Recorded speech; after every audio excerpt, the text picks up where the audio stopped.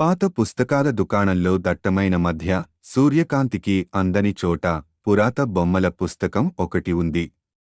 కొనుక్కున్నాక రాత్రి అబ్బాయి దాని తెరిచి చూశాడు. అందమైన బొమ్మలు కాని ప్రతి బొమ్మలోనూ ఒక చిన్నారి అమ్మాయి. ఇంతలో గదిలో చల్లని గాలి వీచింది. పుస్తకం పక్కన చూస్తే తెల్లని చీర కట్టుకున్న చిన్నారి అమ్మాయి నిలబడి ఉంది. ఆమె కళ్ళు నీళ్లతో నిండి ఉన్నాయి. అబ్బాయి భయంతో ఏమీ మాట్లాడలేకపోయాడు. అమ్మాయి చిరుగులేస్తూ, నా బొమ్మలు చూశావా? నేను ఎప్పటికీ ఇక్కడే ఉంటాను. నన్ను ఇక్కడి నుండి బయటకు తీయలేవు కదా అని అడిగింది. అబ్బాయి భయంతో తల ఊపాడు. అమ్మాయి నవ్వుతూ మాయమైంది. రాత్రంతా అబ్బాయికి నిద్ర పట్టలేదు.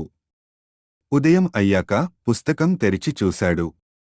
అన్ని బొమ్మల అమ్మాయిలు ఇప్పుడు సంతోషంగా చూస్తున్నారు.